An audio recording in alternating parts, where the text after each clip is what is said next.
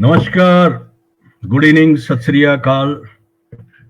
Welcome to this new edition of our program यादों के work से एक मुलाकात। मैं फिर एक बार गुजारिश करूंगा कि आप लोग ये जरूर पहले अपने आप को इस पर रजिस्टर करो सो दैट आपका नाम यहां मैं पढ़ पाऊं जब आप लोग कमेंट करोगे। अदरवाइज उसमें फेसबुक यूजर ही आता है सिर्फ।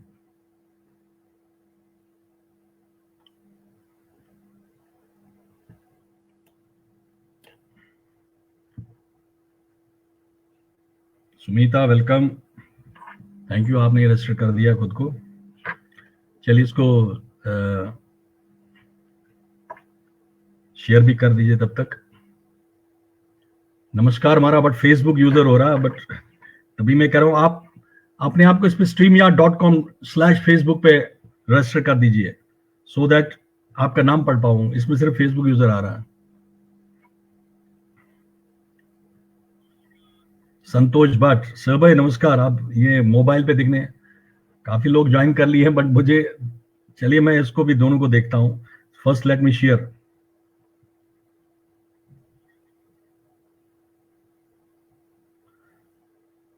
तो काफी लोग पूछते हैं कहां पे, तो मैं अपना ही बताता हूं। मैं फिर एक बार रिक्वेस्ट कर रहा हूं कि जिन्होंने अपने आप को रजिस्टर नहीं किया streamyard.com फेसबुक पे, वो अपने रजिस्टर कर दीजिए, मैं आपका नाम पढ़ पाऊंगा।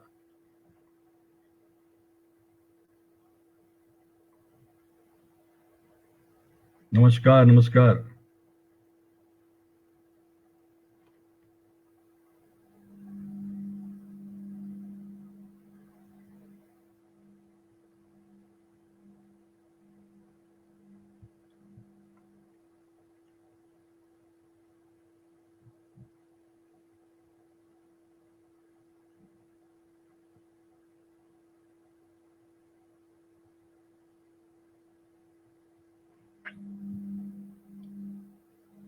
नमस्कार, जय Hind.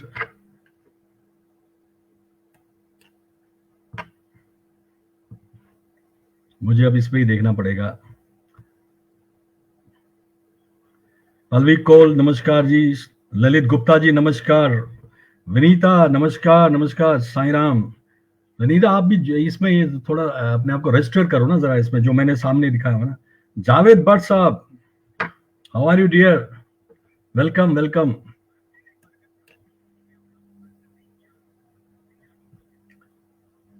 Rita Kagji is also watching, perhaps from this another room. Om Sai Ram.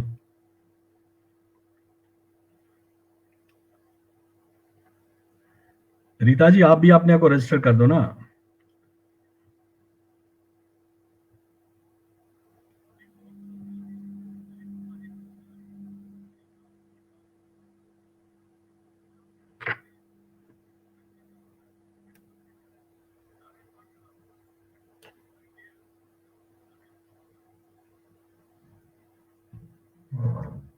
हाँ, मुझे दो दो जगह नजर पड़नी पड़ेगी। Happy happy Republic day, happy Republic day.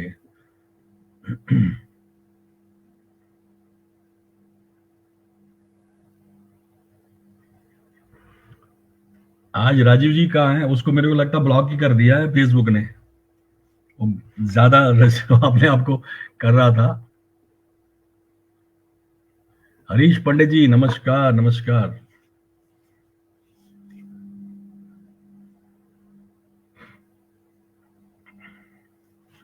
और जल्दी जल्दी जुड़ जाइए।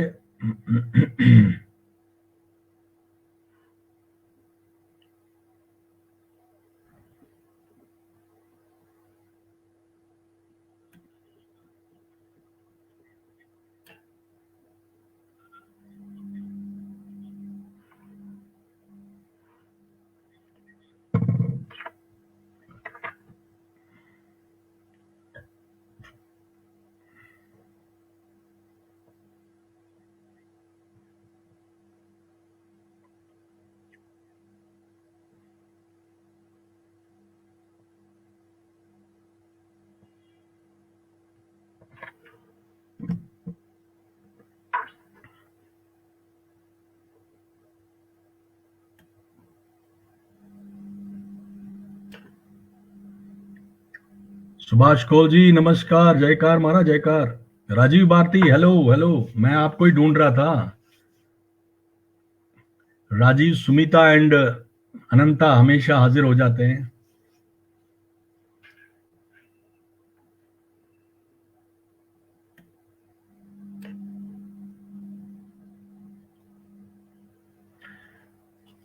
चलिए अब हम शुरू करते हैं।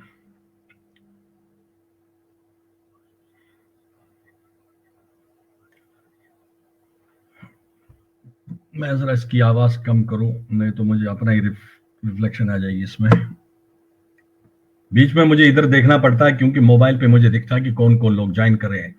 चलिए आज का हम प्रोग्राम शुरू करते हैं। एक बार फिर आप सब लोगों को नमस्कार, गुड इवनिंग, आदाब, सत श्री अकाल। आज का ये नया एडिशन जो हम आज पेश करें, आपके यादों के वर्क से कुछ और वर्क पलट लेंगे।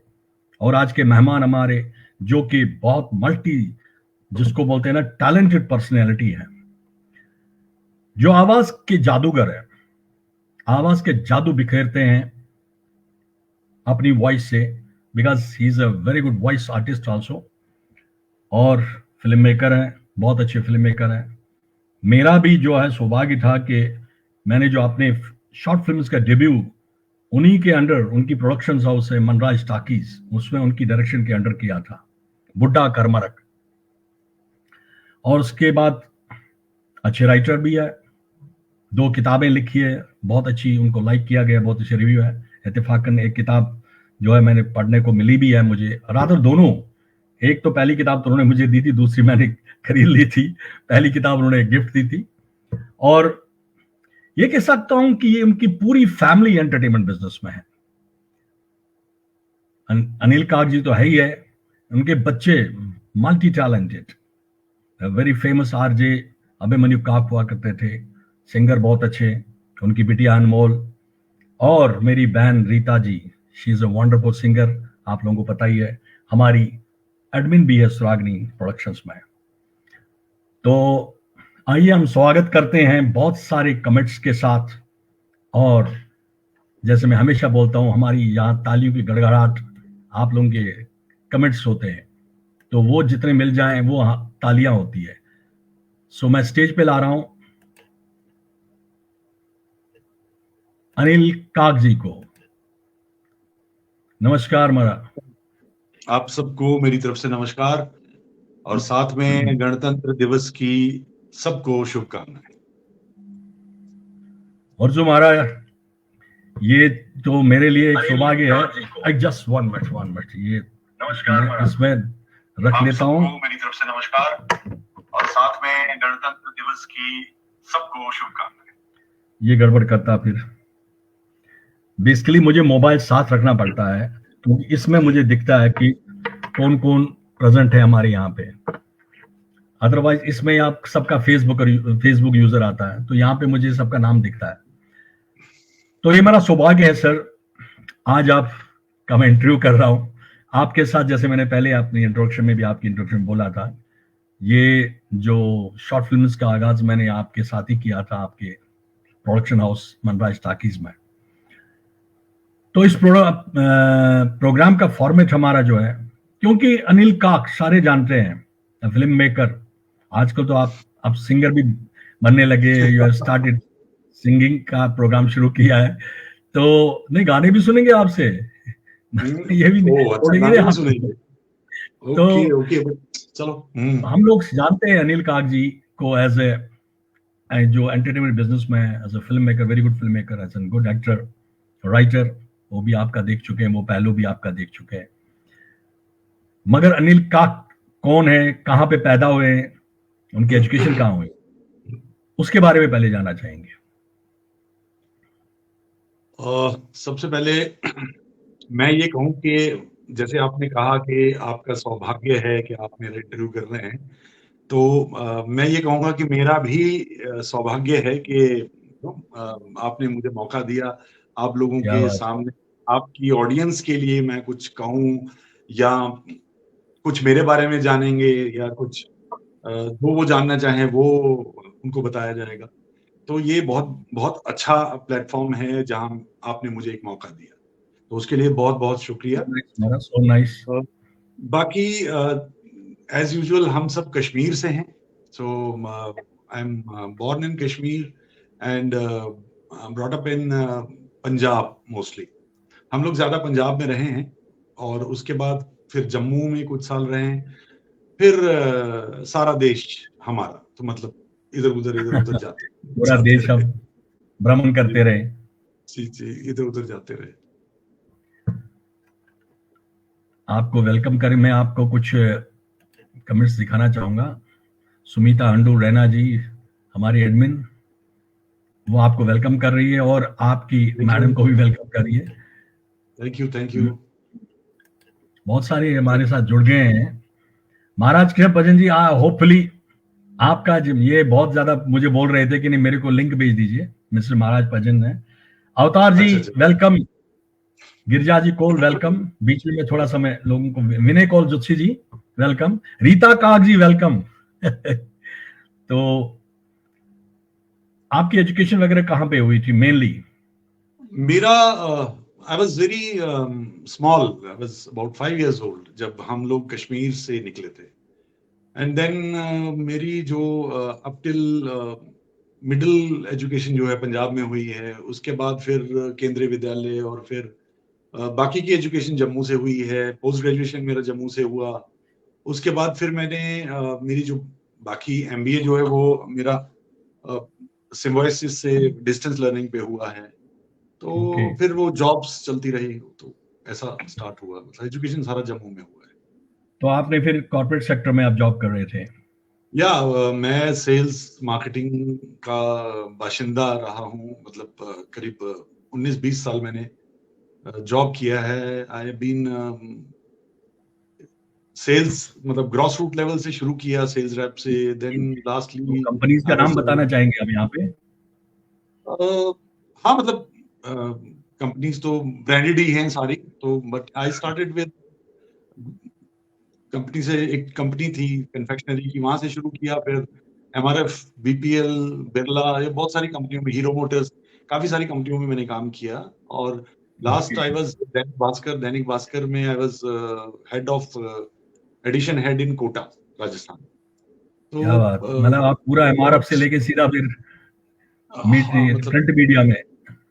हाँ, बस मतलब सब कुछ मैंने मैंने टॉफियां बेची, मैंने टायर बेचे, मैंने रेडियो वीडियो बेचा है, टेलीविजन बेचे हैं, मैंने वॉशिंग मशीन्स बेची हैं, मैंने अप्लायंसेस बेचे हैं, वैक्यूम क्लीनर बेचा है, मैंने फाइनेंस बेचा है, मैंने क्या बात, मोपेड बेची है, मैंने अखबार बेचा है, यानी स्पेस सेलिंग किया है। मतलब आपने पूरा जो है, मैं कैसा पूरा भ्रमण करके आपने पूरी तरह से इन बिजनेस निचोड़, का भी टेस्ट लिया, निचोड़ इसका यही है। हम खुद को तो फिर निचोड़ ये, लेते हैं। जैसे आप कॉर्पोरेट बिजनेस में थे, तो अभी वैसे तो आपने जिक्र किया आप दैनिक भास्कर में, तो फिर एंटरटेनमेंट इसमें कैसे आ गए आप? खासकर मुझे ध्यान है कि आप ऑल इंडिया रेडियो में भी थे, यहाँ आई थिंक नहीं, प्रोग्राम्स आपके चलते, I was not employed with as an employ, I कुछ हैव नॉट प्रोग्राम वर्कड। चलते थे आपके? हाँ, मेरा एक्चुअली ना एक्चुअली बचपन से ही इन सब चीजों से मैं जुड़ा था। Basically I was in 9th standard जब मैंने लिखना शुरू किया था। तो जब लिखते वो 9th 10th में लिखना शुरू किया, तो 10th में एग्जाम हो गए, तो फिर 11th 10th के एग्जाम जब दिए हुए थे, तो ऐसे ही मेरे मतलब फुफड़ जी थे, तो एक दिन घर आ गए, बोले क्या कर रहा है तू आजकल, तू तो घर पे बैठा, छुट्टियां हैं, तो एग्जाम दिए हुए, क्या कर रहा है? मैंने कहा कुछ नहीं भैया, फ्री बैठा हूँ। कहता चल तू कल आना मेरे ऑफिस, मैं तेरे को रेडियो कश्मीर जम्मू लेके जाता हूँ, तो वहां तेरे को प्रोग्राम दिलवाएंगे। मैंने कहा अच्छा, रेडियो पे आएगा प्रोग्राम, चलो। अब उन दिनों टीवी तो ज्यादा था नहीं, क्योंकि कोई मतलब हार्डली टीवी चलता था। जलंधर दूरदर्शन से पूरा नॉर्थ कवर होता था ना, अपर नॉर्थ। हाँ, तो ज्यादा प्रोग्राम होते थे, संडे संडे पिक्चर देखते थे लोग दूरदर्शन पे। Radio was actually the main source of entertainment. Entertainment का। तो वो मुझे ले गए, तो हम गए वहां। उन्होंने मुझे, प्रोग्राम एग्जीक्यूटिव थे हमारे, मुंशी साहब थे उन दिनों, तो उन्होंने बोला कि अच्छा तुमको बोलना आता है? मैंने कहा जी बोलना तो ऐसे तो कभी बोला नहीं। कहता ऐसे चलो जाओ। बोला, मेरे को उन्होंने अपना जूनियर प्रोड्यूसर के साथ भेजा अंदर स्टूडियो में, और उन्होंने बोला एक कश्मीरी प्रोग्राम एक पंपोश आता था वहां पे, तो बोले आप इसका वो एंकरिंग कर लो, 15 मिनट का प्रोग्राम था। बोले बस, मैंने कहा कैसे करना होता है? कहते अच्छा कुछ नहीं, बस ये जैसे अभी गजल होगी, कश्मीरी में गजल चलेगी, तो आप अपना नाम, इंट्रोडक्शन दे दो और बोलो कि एक गजल सुनो, फलाने ने गाई है। तो फिर मैंने बोला, वो ऐसे स्क्रिप्ट लिखवाई उन्होंने, 4-4, 6-8 लाइनें। तो ऐसे 2 वो लाइव प्रोग्राम ही बना था कि दिए। वो रिकॉर्ड कर रहे थे नहीं, वो? रिकॉर्डेड होता था, अच्छा जी, मैं वही कह वो रहा रिकॉर्डेड। हूँ। ओके। तो बस वो मैंने फिर पूरा ढिढोरा पीट दिया अपने रिश्तेदारों में। फिर मेरा बुधवार को मैं प्रोग्राम आएगा, ऑल इंडिया प्रोग्राम रेडियो। आएगा, प्रोग्राम आएगा। तो मेरे रिश्तेदारों ने कान लगा के प्रोग्राम सुनना शुरू किया, क्योंकि उन दिनों radio was the main source of entertainment. तो बहुत पॉपुलैरिटी होती थी रेडियो में, तो हो गया, ऐसे करते करते स्टार्ट किया। तो that was my first time when I started radio. और मुझे उन्होंने शायद 30 रुपए की 60-50 रुपए का चेक दिया था। वो तो दैट वाज डेली माय उनका, फर्स्ट। उसके हिसाब say that was a big amount at that time. तो उसके बाद पहला तो बहुत प्रोग्राम कुछ। कौन सा था आपका उस टाइम, याद है कुछ? स्टार्टिंग में वही पंपोश एक प्रोग्राम आता था वहां पे, जम्मू हाँ, अच्छा, का रेडियो। कुछ नाम ही था प्रोग्राम का। नाम था प्रोग्राम, कश्मीरी प्रोग्राम था वो। तो ओके कश्मीरी ओके। में एंकरिंग कर रहा था। अब मतलब अच्छा, देखो, कश्मीरी में कर रहा था। हाँ, मैं मतलब सरप्राइजिंगली कश्मीरी। सरप्राइजिंगली। Yes, पहला प्रोग्राम वैसे मैंने तो कश्मीरी ही किया। वैसे तो असल फिर कशर बोला, हाँ मगर हाँ कोच हाँ, के साथ मतलब दिक्कत। मुझे सॉरी बोला, मुझे कश्मीर थी बोला, मुझे पंजाब थी बोला, पंजे आई को एम बोला, वेरी डूगरे ते बोला, डिसअपॉइंटेड। डूगरे ते बोला। फिर वो ऐसे ही चलता रहा। फिर ड्रामा, फिर आकाशवाणी जलंधर से मैंने ड्रामा ऑडिशन पास किया था। तो मैं आकाशवाणी जलंधर से अप्रूव्ड था, ऑल इंडिया रेडियो से। फिर ऐसे ही दूरदर्शन से स्टार्ट होना था, लेकिन मेरी जॉब लग गई, तो मेरा सीरियल कास्ट किया हुआ था मुझे। तो मेरे जॉब लग गई, तो फिर हमको जॉब में अलाउड नहीं था। फिर मैं कैजुअल अनाउंसर भी अप्रूव हो गया था जम्मू से। ओके। तो ये सारी चीजें, तो ये शौक था। और उन दिनों हम जम्मू में, चूंकि इन सब चीजों से जुड़े थे, तो फिर वो अभिनव थिएटर में, फिर मैं थिएटर ग्रुप के साथ जुड़ गया था। फिर थिएटर में करने लगे थे। तो जो एक्टिंग का शौक भी, हाँ आई जी। एक्टेड सम थिएटर प्लेस में मैंने काम किया है। आई मैं कम से कम तीन तीन प्लेस में मैं असिस्टेंट डायरेक्टर था। तो ग्रेट। फिर एक्टिंग की है मैंने। मेरे को यूथ फेस्टिवल में, जम्मू यूनिवर्सिटी के यूथ फेस्टिवल में मुझे बेस्ट एक्टर अवार्ड भी मिला था एक टाइम पे। ग्रेट। तो हमारे प्ले को बहुत अच्छा मतलब मिला था। आई डोंट नो, कुछ तो भी प्राइस था, मुझे अब याद नहीं, but it was greeted well. तो मेरा अच्छा था आपकी उसमें। एक्टिंग के तो खैर हम भी कायल है। तो मैं आपकी फिर एक छोटी सी क्लिप दिखाना चाहता हूँ जो मुझे जी जी आपकी जी बहुत जी। ही पसंद है, जो आपने वन एक्ट किया हुआ। एंड कंसेप्ट अच्छा। Was good, but the film जो आपने इसका कंसेप्ट दिया था और द वे आपने इसको प्रेजेंट किया था, people may not recognise you, okay. But let me tell all the मैं ऑडियंसेस जो देख रहे हैं इस टाइम, इट इज अनिल कागजी। लेकिन अफसोस, उस आजादी में जहां मेरी बहन, मेरी बेटी, मेरी माँ खुलकर सांस नहीं ले सकती, मुझे लगता है हमारी कुर्बानी में कोई ना कोई चूक हो गई है।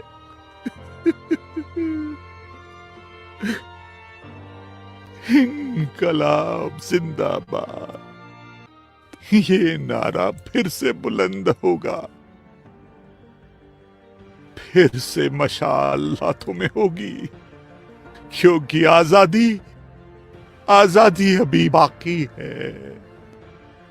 मेरी बहन, मेरी बेटी, मेरी मां के लिए।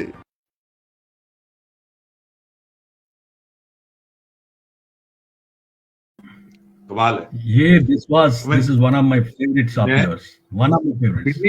बिली मी आपने ये क्लिप दिखाई, आप यकीन नहीं करोगे, मेरे कहते हैं ना उसको, गूज बम्प्स वो आए हैं, क्योंकि मेरे को अभी भी आंखों में, इफ यू कैन वॉच, मेरे टेयर्स आए हैं, बिकॉज Yes, मुझे इस शॉट में इसके बहुत आपको रोना, झटका लग गया मतलब था, दैट वाज मेरे को इंडिकेशन। बहुत बहुत फीलिंग से ये शॉट हुआ। तो तो एनीहाउ, ये थैंक कैसे यू वेरी आपके मच। मन में क्या आया इस टाइम में, उस टाइम क्या था आपके मन में जिस टाइम आपने ये स्क्रिप्ट लिखा? I think you have written this script yourself ना? या मैं एक्चुअली, आप आई थिंक अगर रीटा को याद आएगी स्क्रिप्ट, तो मैं इस स्क्रिप्ट को लिखते लिखते बहुत रोया था, बहुत रोया था। मतलब तभी तो मैं जान डाली उसको है सीन। मोनोलॉग सुना रहा था, स्क्रिप्ट सुना रहा था, ये शाम का टाइम था, स्क्रिप्ट लिखी मैंने।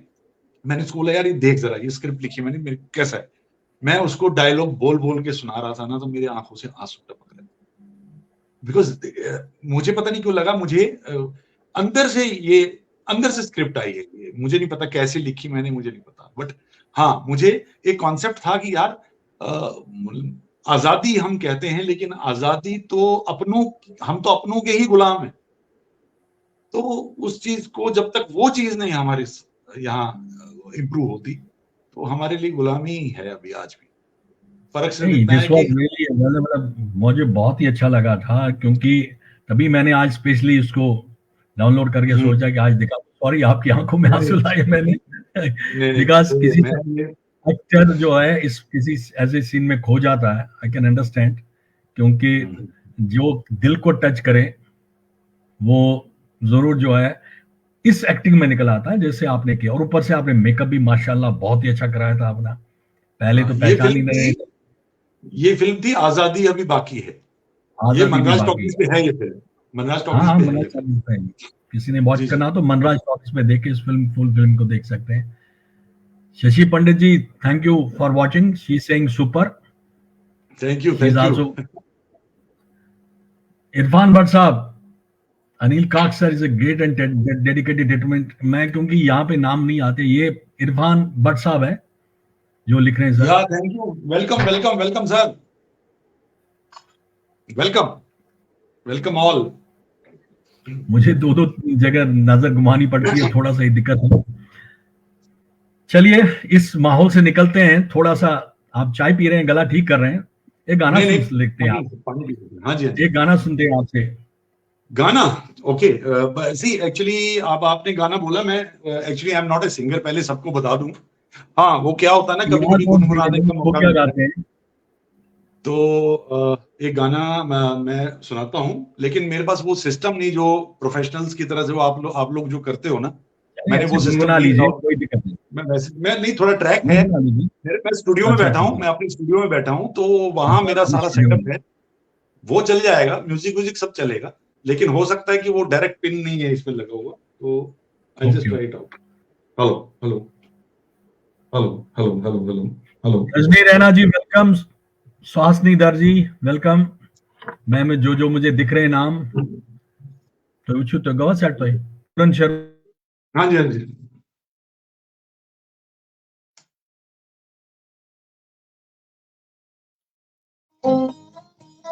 ये गाना है मुकेश जी का।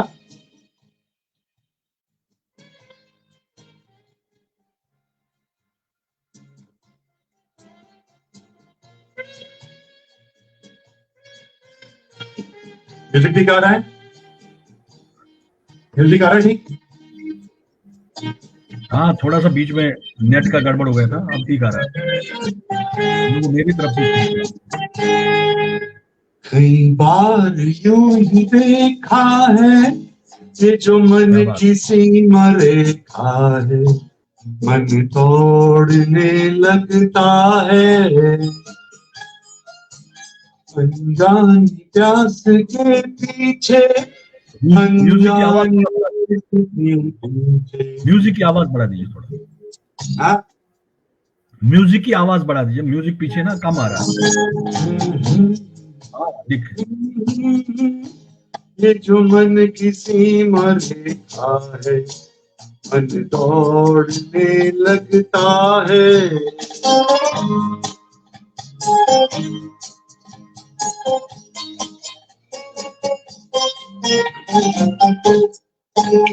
राहों में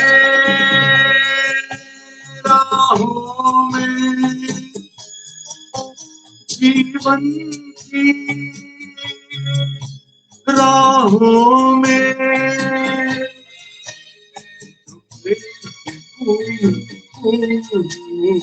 चुरा के, कौन सा फूल चुरा के रख लूं मन में सजा के। कई बार यूं भी देखा है, ये जो मन की सीमा रेखा है, मन तोड़ने लगता है, जानी प्यास के पीछे, अनजानी आस के पीछे मन दौड़ने लगता है।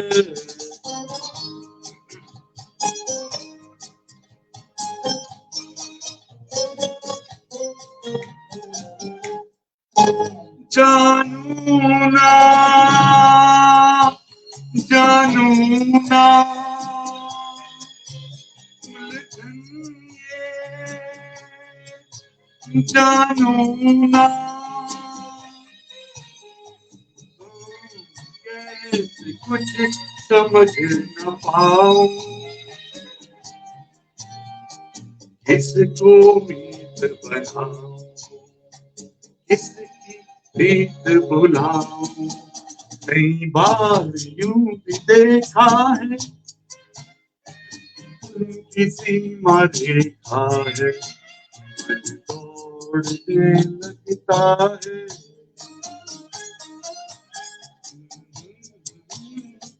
पीछे अनजानी आस के पीछे मन तोड़ने लगता है। कई बार क्यों भी देखा है, ये जो मन की सीमा देखा है, मन तोड़ने लगता है। अनजानी प्यास के पीछे, अनजानी आस के पीछे मन दौड़ने लगता है।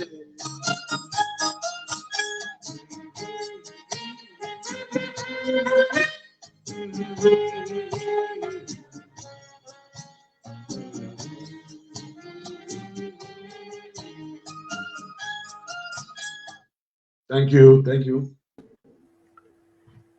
Thank you, Maharaj. So nice, Mukesh ji. I don't know how was the balance of music and this. I don't know. थोड़ा सा म्यूजिक का आ रहा इशू आ रहा था, थोड़ा सा म्यूजिक, बट ये चल चलो। जाएगा क्योंकि जब तक म्यूजिक कार्ड ना हो, बट चल जाएगा। हाँ, भजन साहब बोल रहे देयर इज नेट इशू। हमारा इशू बेसिकली जब म्यूजिक कार्ड ना हो तो आ जाता है। हमारे यहाँ कुलदीप काक जी भी है। Okay, welcome, welcome. कुलदीप काक जी, चलिए, थैंक यू। तो जो आपकी पहली किताब थी, essentials and practice of the radio management ना, I think if I pronounce the name, तो ये कैसे आया आपके दिमाग में इस किताब को लिखने का? एक्चुअली मेरा जो मैंने अपना जो स्टार्टअप था मेरा, बेसिकली जो उस वक्त शुरू किया था, वो it was my production company. Actually I started with radio programmes only. तो बेसिकली उन दिनों ना ऑल इंडिया रेडियो पे स्पॉन्सर्ड प्रोग्राम्स चलते थे। तो स्पॉन्सर्ड प्रोग्राम्स में होता है कि वो टाइम स्लॉट परचेज होता है और उसमें हम अपना प्रोडक्शन बना के खुद ही अपना स्पॉन्सर ढूंढते हैं और उसमें उनकी एडवर्टीजमेंट डाल के वो प्रोग्राम हम ऑल इंडिया रेडियो पे चलाया करते थे। आज भी चलते हैं, लेकिन अभी आजकल कोई कर नहीं रहा इस चीज को, इसलिए हमने भी अभी नहीं किया, छोड़ दिया है। तो उस टाइम पे चूंकि हमने ये काम मैंने लगभग 3 साल हो चुके थे मुझे किए हुए। तो वो 3 साल के जो एक्सपोजर ने, मतलब मेरा वॉइस का एक्सपीरियंस तो मेरा पहले से भी था, वो तो बीच में जॉब की वजह से छोड़ दिया था, लेकिन बीच में गैप आ गया, करीब 18-19 साल का जो गैप आ गया था जॉब की वजह से। उसके बाद मैंने रीस्टार्ट किया उस चीज को। वॉइस ओवर तो मैंने बचपन 10th के बाद से ही मैंने स्टार्ट कर दिया था सीखना। तो वो मैंने सीखा था खुद से ही प्रैक्टिस से सीखा था। मतलब आई एम नॉट कोई उन दिनों कोई इंस्टीट्यूट वगैरह ऐसा नहीं हुआ करता था। तो चूंकि मेरा स्टूडियो था, तो जब भी मेरी कोई जो मेरे थॉट में आता था, तो मैं उसके ऊपर प्रैक्टिकल करता था अपने जूनियर्स को बुला के ऑफिस में, अंदर स्टूडियो में। तो मैं उस चीज को प्रैक्टिकली, हम लोग उसको लॉजिकली एंड प्रैक्टिकली उसे प्रूव करते थे। तो ये जो बुक लिखी हुई है, ये कहीं कॉपी पेस्टेड बुक नहीं है, क्योंकि रेडियो का कंटेंट उन दिनों कहीं नहीं था। There was no book on radio that time. ये this is the first radio book in India जो रेडियो स्टेशंस के ऊपर, या this is the first book. Because इसमें क्या कंटेंट्स क्या थे? मेनली कंटेंट बेसिकली देखो, जो पहला चैप्टर है ना, जो फर्स्ट चैप्टर है, that is history of radio. तो हिस्ट्री तो मैं नहीं बना सकता था ना, तो हिस्ट्री तो वहीं से उठी। लेकिन हिस्ट्री में जो हमने पास्ट रेडियो तो वही उठाया जो चैप्टर था, पहले चैप्टर का लगभग 40% वही पास्ट से उठाया, जो हिस्ट्री में है, कहाँ से शुरू हुआ, कैसे हुआ, ऑल इंडिया रेडियो क्या है, उसके कौन कौन से क्लासिफिकेशन हैं, लाइक प्राइमरी सर्विस है, युवाणी सर्विस है, और ये मेरे को खुद को भी एक्सपोजर था, लेकिन I took the help of All India Radio, ये नेट उससे बुक से।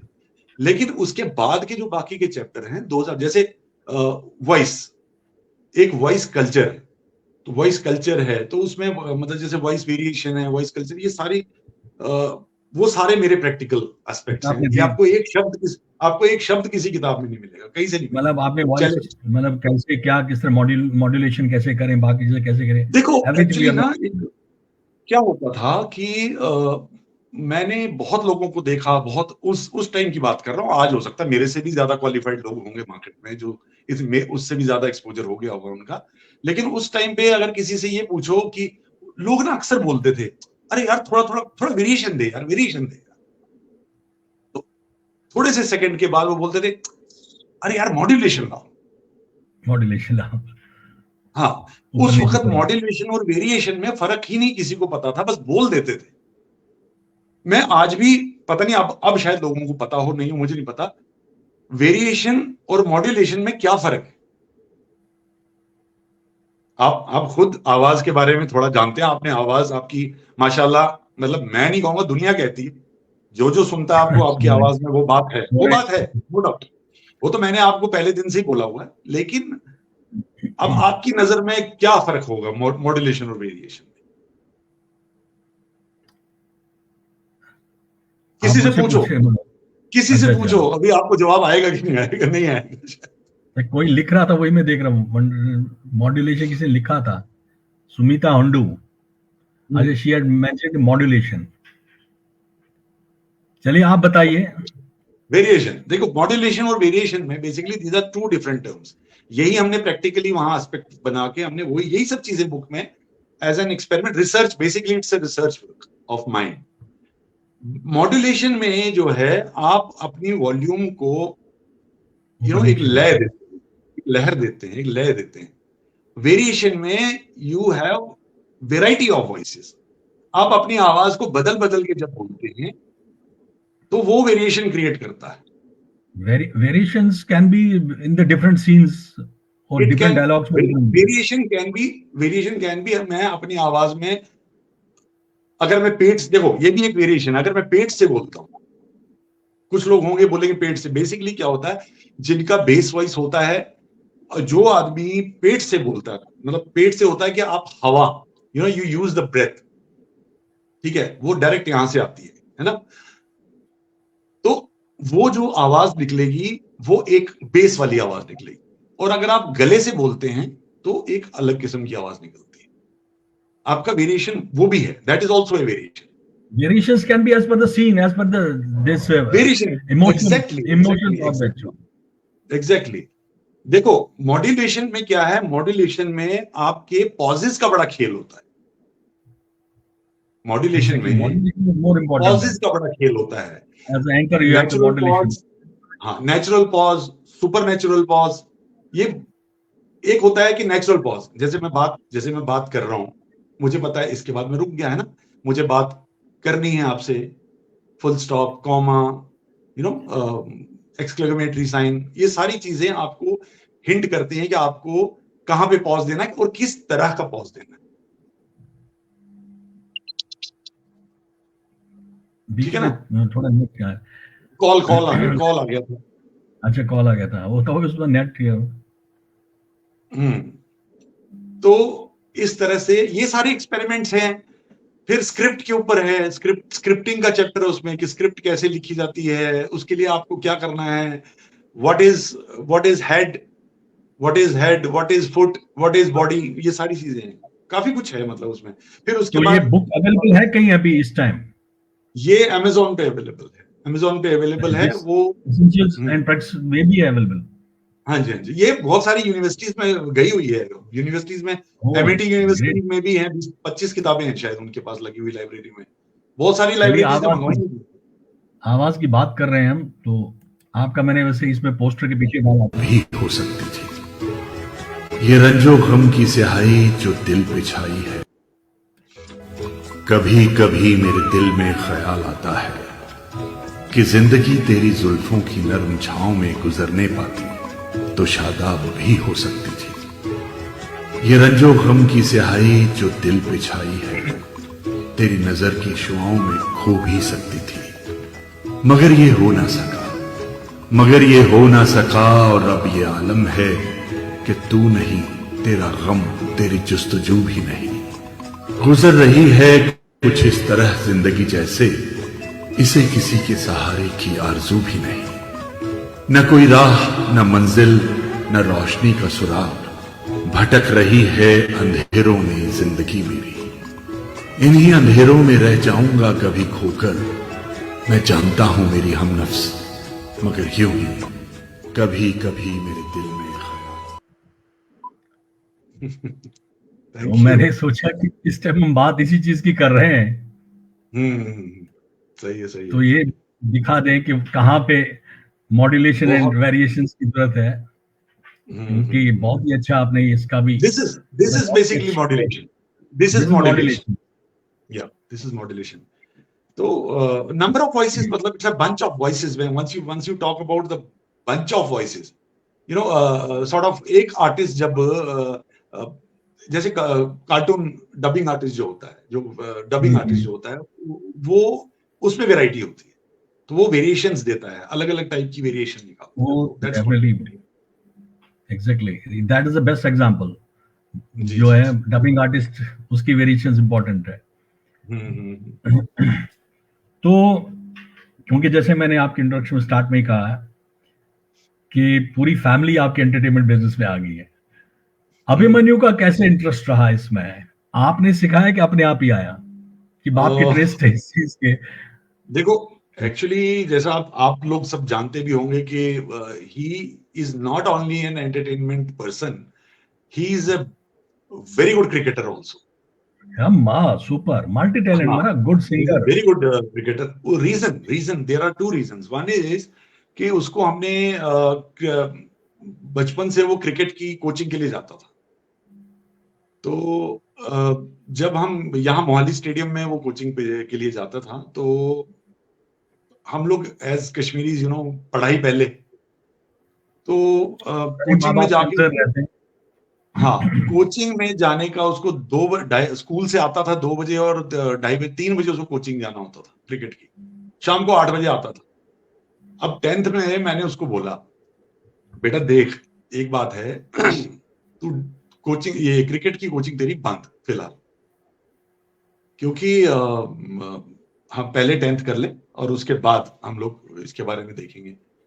मैंने कहा और फिर एक चीज और सोच ले, 2 चीजें हैं तेरे पास, या तो तू एंटरटेनमेंट फील्ड में जा, क्योंकि तेरा बाप है, सपोर्ट है, रास्ता दिखाएगा, गाइड बनेगा, करेगा, तो या अगर तू क्रिकेट में जाता है तो तेरे बाप को कोई नहीं जानता क्रिकेट में, और 11 खिलाड़ी ही होते हैं, और पता नहीं तू 11वें में कौन से नंबर पे रहेगा, बन भी पाएगा, नहीं भी बन पाएगा, मुझे नहीं पता। तो क्योंकि उन दिनों आईपीएल नहीं हुआ करता था ना, तो इसलिए ऐसी सोच थी हमारी। तो फाइनली मैंने बोला देख, अब डिसाइड तू नहीं करना।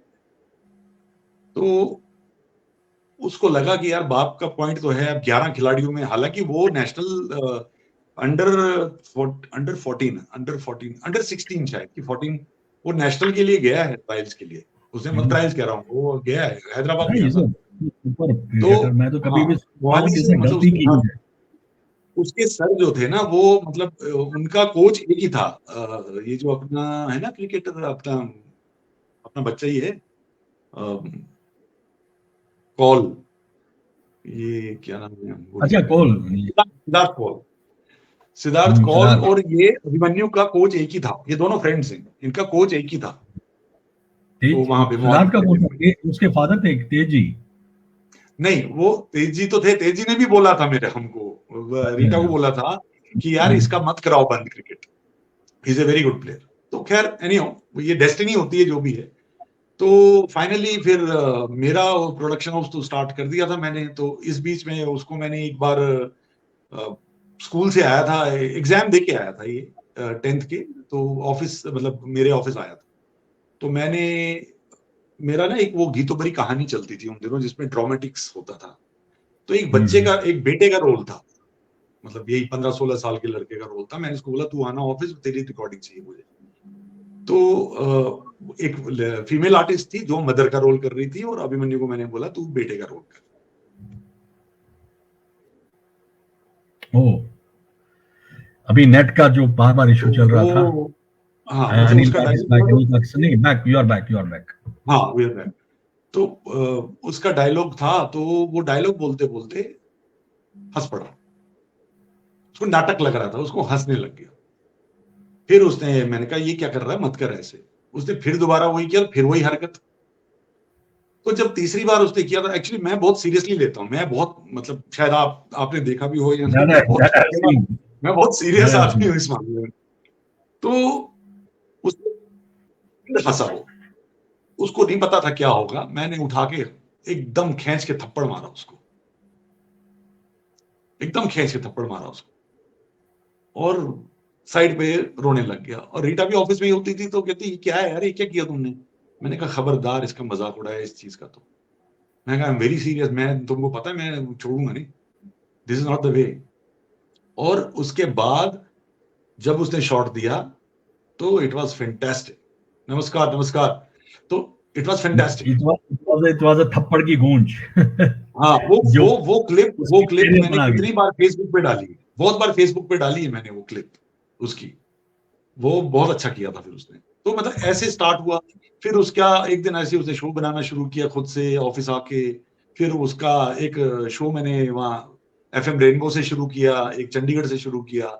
यू एंड आई आता था उसका शो एक, तो यू एंड आई आता था। तो फिर बिग एफएम में उसका काफी अच्छा माय एफएम वालों ने मतलब ऑफर दिया, बुलाया मेरे ऑफिस, फोन किया मुझे, उन्होंने इसको भेजो। मैंने मना किया, मत जाओ अभी, तो चला गया। तो फिर वो एंटरटेनमेंट में घुस गया ऐसे ऐसे करके। But और मेरा he was very successful RJ, well-known RJ. तो चलो, उसके रहते जब मैंने रिसर्च कर ली, ट्रेनिंग आपसे मिली है। हाँ, यस।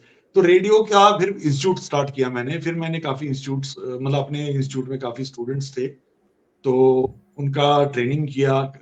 जैसे अभी एक लड़की राज्यसभा टीवी में रिपोर्टर है, एक लड़की है वो वॉइस में, इसमें एबीपी न्यूज में है। एक और लड़का है वो एबीपी न्यूज में ही है, तो वॉइस आर्टिस्ट। तो इन सब के वॉइसेस आते हैं, काफी लोग हैं इधर उधर। मतलब आपने एक नया फील्ड ही शुरू किया था, ये कह सकता हूँ मैं। यू स्टार्टेड, मतलब एक रेडियो का इस तरह इंस्टीट्यूट खोलना, it was a new thing at that time. कितने सालों तक मेरे रिश्तेदारों को समझ नहीं आया मैं क्या बिजनेस करता हूँ। क्योंकि वो सब लोग नया था ना उस टाइम। नहीं, एक्चुअली लोगों को ये था ना कि रेडियो स्टेशन में कितना पैसा मिलेगा इसको यार, रेडियो स्टेशन में तो कितना देंगे, 100 200 300 रुपए एक प्रोग्राम के देंगे, ये घर कैसे चला रहा है। तो लेकिन लोगों को ये नहीं पता था कॉन्सेप्ट कि भाई ये एक शो जो है, इसमें एक शो में हमारा कितना पैसा, मतलब पर शो की कॉस्ट। जैसे टीवी के एपिसोड बनते हैं वैसे ही रेडियो के एपिसोड बना करते थे। तो हमारे आपकी दूसरी बुक की बात करने से पहले मैं कुछ दिखाना चाहूंगा पहले दर्शकों को। काफी जद्दोजहद और एक लंबे अंतराल, नौकरी मिलना कभी भी इतना आसान नहीं था उन दिनों। Sorry sir, no vacancy. Sorry, no vacancy. काफी जद्दोजहद और एक लंबे अंतराल के बाद जब कभी भी किसी को नौकरी मिलती है ना, शायद वो औरों से ज्यादा उसकी कद्र करता है। अपने आप को एक हीरो साबित करने के बाद अचानक किसी की जिंदगी में ऐसे क्या हालात हो जाते हैं कि उसकी या तो नौकरी चली जाती है या फिर वो उस नौकरी को छोड़ देता है। एक डर जो अक्सर नौकरी में रहकर हर उस व्यक्ति को सताता है जिसे लगता है कि कहीं नौकरी ना चली जाए। ये वो डर है जिसे अक्सर हम सब जीते हैं, पर यह बात सच है कि डर के आगे जीत है। डरता इंसान नाकामयाबी से है, जिसमें सिर्फ ना हटने की देर होती है और पता चलता है कि कामयाबी तो ना कामयाबी के पीछे छिपी है। नौकरी चली जाना कोई बड़ी बात नहीं है, बहुतों की जाती है। आपका अपना इरादा मजबूत होना जरूरी है। कोई भी काम अगर आप अपना शुरू करते हैं, कई लोग ठान लेते हैं कि चलिए हम अपना काम करते हैं और कहते हैं कि चलो एक कोशिश करते हैं। बस यही एक गलती वो करते हैं। ये कोशिश दरअसल हार है। कोशिश ऐसा शब्द है जिसमें आत्मविश्वास नजर नहीं आता, और ये आत्मविश्वास ही आपको कामयाबी की तरफ ले जाता है, और वो कामयाबी नागमणि है। अब इस नागमणि को कैसे हासिल करें, उसके लिए आपको पढ़ना पड़ेगा, और नौकरी चली गई।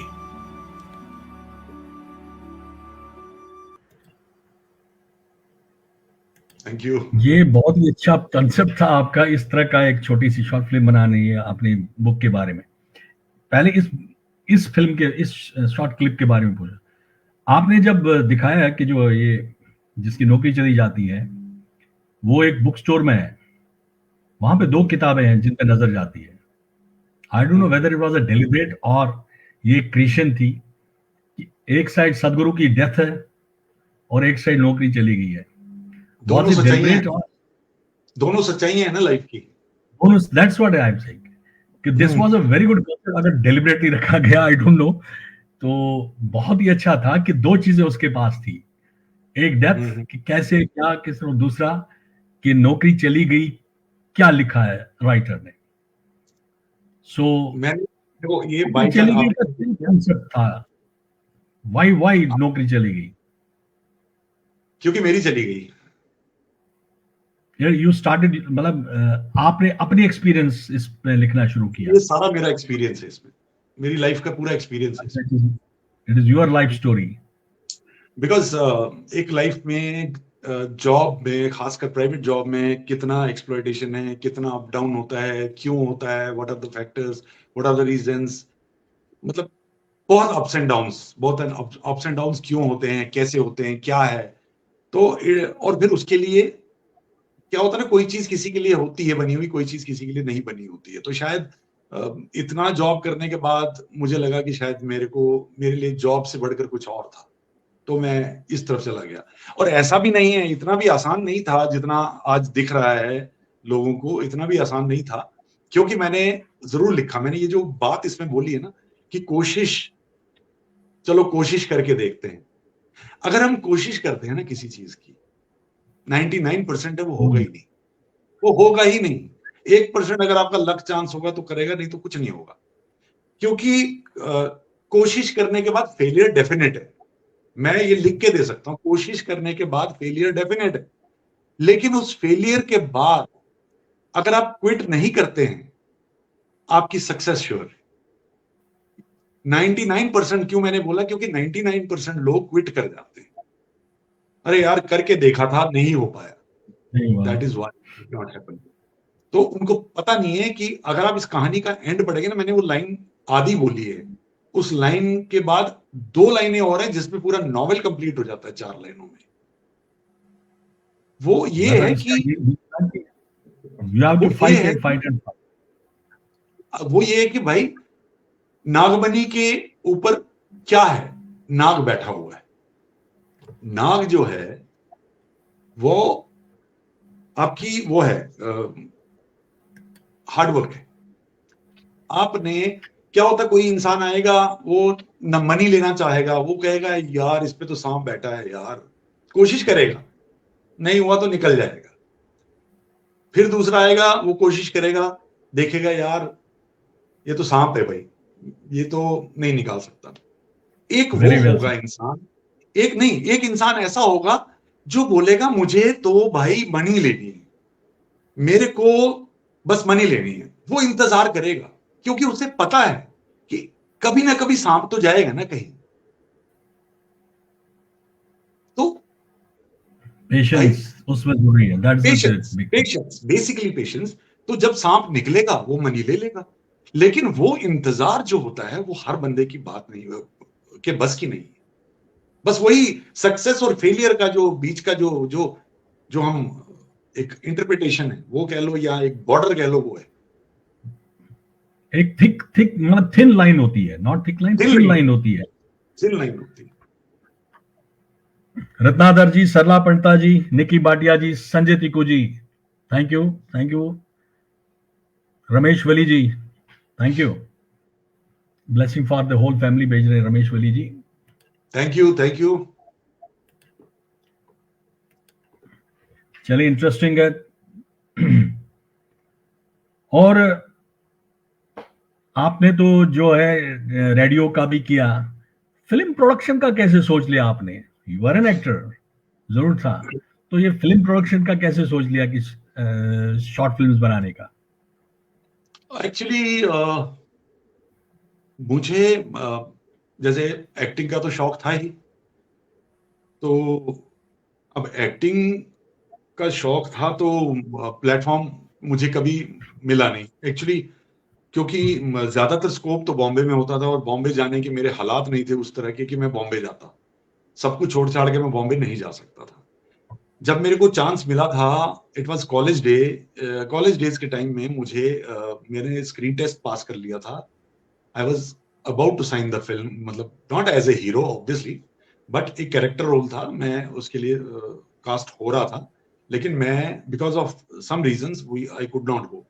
उसके बाद फिर चीजें ऐसी हो गई, फिर आदमी इन्वॉल्व हो गया, शादी हो गई, फिर सब हो गया, फिर बच्चों के साथ रहना, तो ये सब चीजें आज भी अभिमन्यु कहता है, अभी भी कहता है, कहता पापा यार आपने ना आपने जिंदगी यहाँ निकाल दी, लेकिन आपकी जगह वो थी और आप वक्त पे आप गए नहीं। मैंने कहा बेटा तुम लोगों को ऐसे ही छोड़ के चला जाता क्या?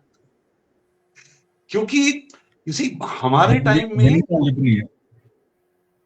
में रॉयल्टी नहीं थी, भर भर के हमारे पास खजाने नहीं थे पेरेंट्स के पास कि वो हमको जा यार तू ऐश कर दो। आज भले मैंने अभिमन्यु को मैंने भेजा था बॉम्बे सेटल होने के लिए, ठीक है, उसके भाग्य में कुछ और था, उसको वो मिलता चला गया, वो उसकी वजह से वापस आ गया, उसको काम बढ़िया काम मिला, कुछ और मिला, लेकिन he is again in Mumbai, he is in Mumbai again.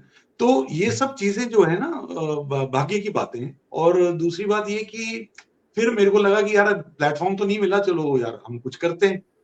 तो मेरा कॉन्सेप्ट ये था, मैंने हमेशा रिवर्स कॉन्सेप्ट पे काम करने की कोशिश की।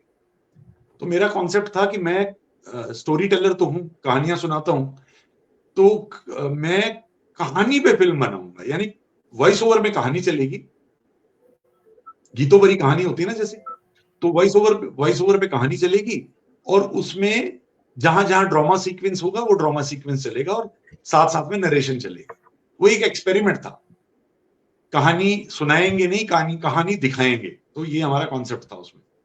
तो हमने शुरू तो इस तरीके से किया, और हमने करीब 8-10 कहानियां बना ली। तो फिर मेरे को एक दो लोगों ने बोला कि यार फिल्म बनाओ। मेरे पास एक स्क्रिप्ट आ गई, मेरे दोस्त ने भेजी, बोला यार इस पे बना सकते हो कुछ क्या? तो मैंने देखा स्क्रिप्ट बहुत अच्छी है, मैंने कहा हाँ यार बना लेंगे। तो वो मैंने पहली फिल्म बनाई थी पुण्य का काम, वो पहली फिल्म, शॉर्ट फिल्म है पहली। स्क्रिप्ट अच्छा था, तो उसमें मैंने आर्टिस्ट कास्ट किए अपने साथ, थोड़ा प्रोफेशनल आर्टिस्ट थे एक दो उसमें, उनको कास्ट किया, साथ में अपने दोस्त, अपने ग्रुप के बच्चे थे, उनको कास्ट किया, और मैंने वो फिल्म पहली बनाई।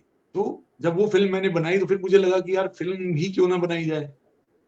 फिर मैंने अपने वो जिस दोस्त ने वो स्क्रिप्ट दी थी उसी से बात करी, तो उसने मेरे को स्क्रिप्ट्स दे दी काफी सारी, 5-6 स्क्रिप्ट्स उसने दी, जैसे कुछ तो लोग कहेंगे, फिर अच्छा, एक ग्रे है, ग्रे फिल्म है, फिर अपना जनरेशन गैप है एक फिल्म, बहुत अच्छी फिल्म है वो भी। तो फिर ये फिल्में बनती चली गई। तो एक दिन by any chance Ramesh Pandita जी मिल गए। तो ये अगला सवाल था, आपने बता दिया। चलो आप पूछो, क्या पूछना है उस तरीके से जवाब दूंगा।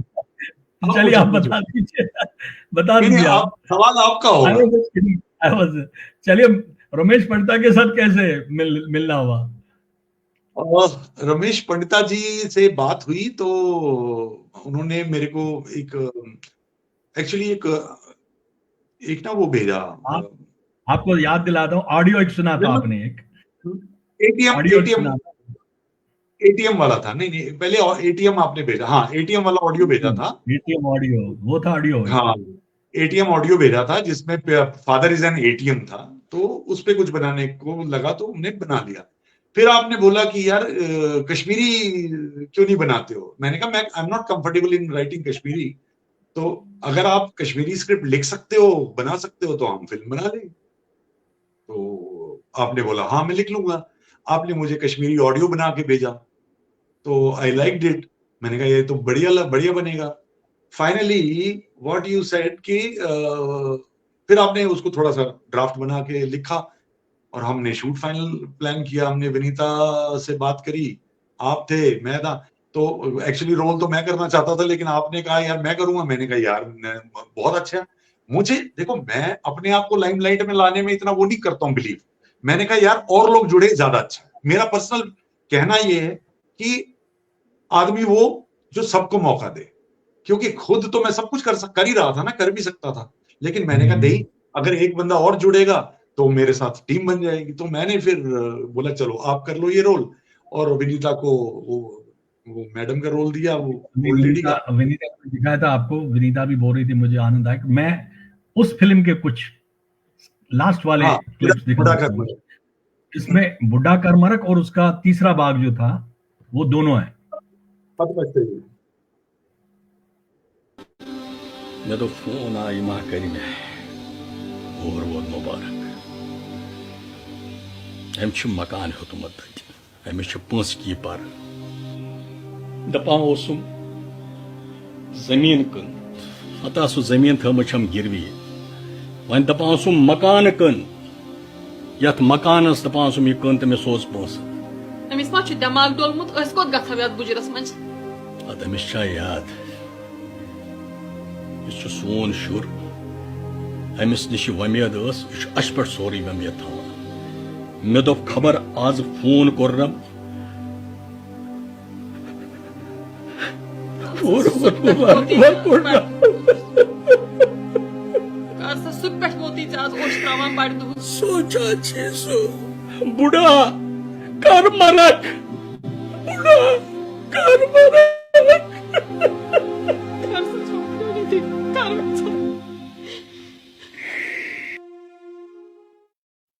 साथ समाज तो बिहर गड़ती है मिलो बेसा बेसा। चलो बिहर ते तो बनाओ हलवा चलो। हेलो, क्या सा दलील? हेलो क्या है? खुशी कत बिटू जी शिन वोल बिट्टू जी, हाँ कोता परेशान हो हैं? परेशान हो ना क्या? मगस परेशान शुरन से चलान आव ना वन हाँ सा मगर अख चीज वन सो पोज वन कि यह असिस्तन कह। हाँ सर बिल्कुल। मे बासान कि निचो गो अत मगर च मैं दिलास दिवान यह ना दिन यह सारे दिन आज तोरे मे फिक्र वो इथा पे क्या करे इंसान अम कत ब्या खुशी कत क्या बे क्या खुशी बिटू यश लक्ष्मी जा ओ तेले मुबारक शुई से चलो भगवान स्वार वैसा है।